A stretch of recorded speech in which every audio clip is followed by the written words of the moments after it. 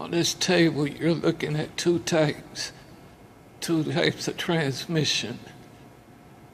The first one here is an automatic transmission, and the one on the far left is a standard transmission. On the automatic transmission, we have the input shaft here. The silver piece at the bottom is a pan where your fluids drain off into. We've got the gearbox on the inside here, controls the gears, the clutches for an automatic transmission. Come out here, we've got our output shaft to the differential. The round piece you see back here.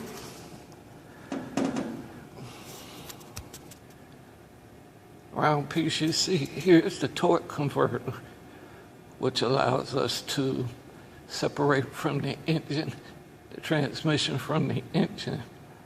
Also, with an automatic transmission, it holds the difference between it and a standard transmission, because you don't have to use a clutch. Here's our standard transmission, which takes a clutch. Now, clutch brakes and everything on the inside. Inside, the difference between the two is, with the torque converter, it allows me to separate from the engine, the torque from the engine to the transmission, and I don't have to use a clutch. With this one, you have to have a clutch pressed down. Anything did with the standard transmission, you must use the clutch. With the automatic transmission, it automatically does it. Driver has to do nothing. Here we have a diagram of a regular drum brake. Trying to get to you as clear as possible.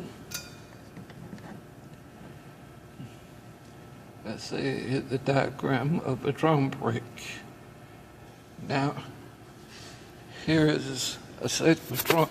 Here's a drum brake, so you can see what it actually looks like. So, the components and everything of a drum brake. It's the outside cover.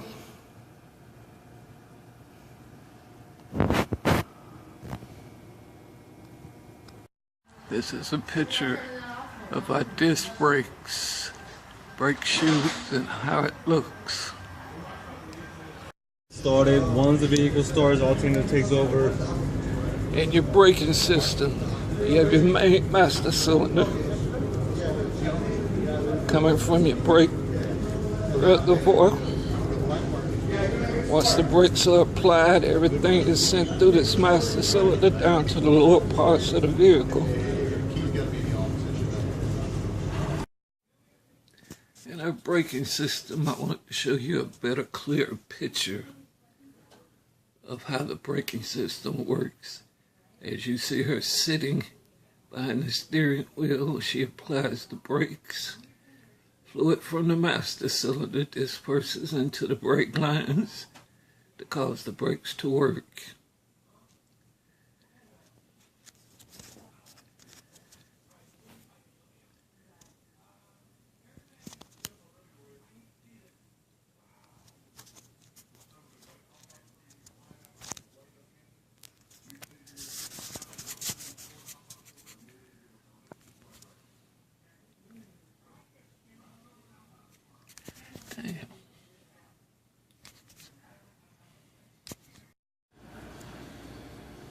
Here we have a setup in school of an engine as being in a vehicle.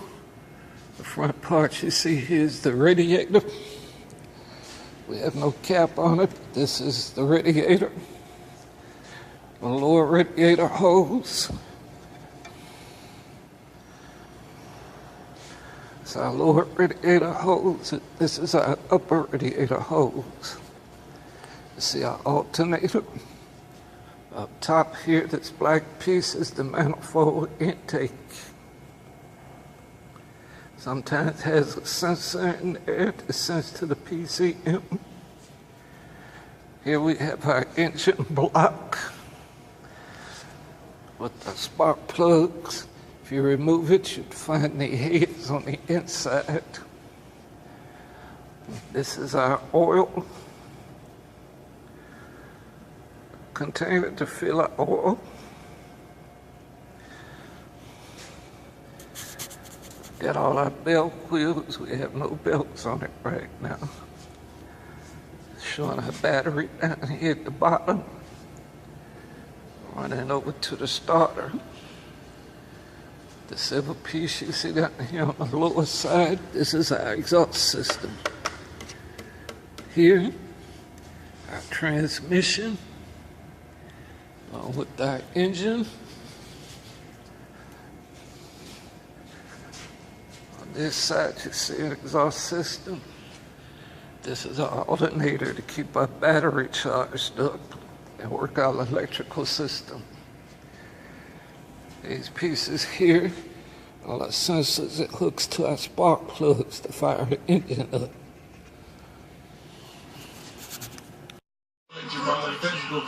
This diagram is a picture showing you the basic steering system,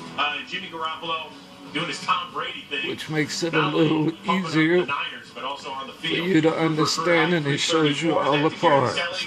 Look who's 4-0 as a starter in this NFL. Looking like a franchise quarterback. This is a picture of a parallelogram steering system. To better explain to you the steering system provides control over the vehicle's direction of travel, good maneuverability for parking, smooth recovery from turns. Your basic steering system has 4 parts: steering column, steering box, steering linkage, and a steering knuckle. There are also 2 main types of steering systems used on vehicles today: the rack and pinion and the parallelogram. They have their own strengths and weaknesses, but rack and pinion is the most commonly used.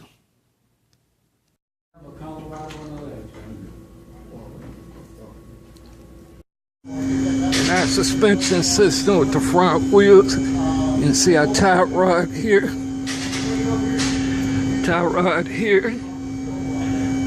On a cross, ball bearings holding the front wheels in the right place. Going down over by the transmission, you got your oil transmission pan here. You got your transmission pan here. Come on down. You also have your exhaust system coming from the engine, leading to the back. Back at the same time, over here on the side, you've got your caterpillar, your master cylinders and stuff, leading to your brake lines to be able to apply your brakes. As you can see it running down the body. Get back here to the back part of the truck. You see where your brake lines run in from your cylinders, rear cylinders to your back brakes to be able to apply them.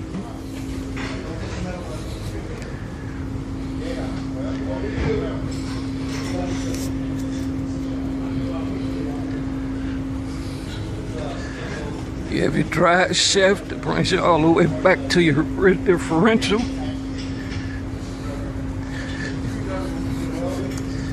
And you can see your brake lines, be able to apply your brakes. Step, your exhaust, Lead that to the rear differential. So over here, your brake lines. Thank you.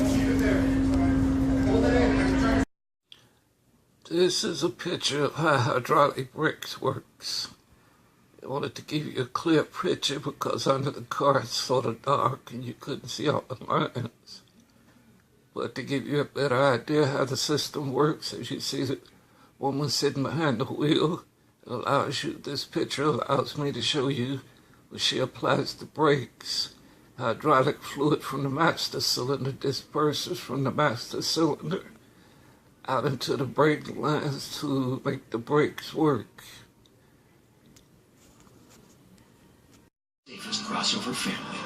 This is a diagram showing a better picture than just going under the car of a rack and pinion, power assisted rack and pinion system. One of the many driving systems, steering systems that you have in a vehicle. This says we're going to compare the. Also, you have a power-assisted recirculating ball gearbox showing.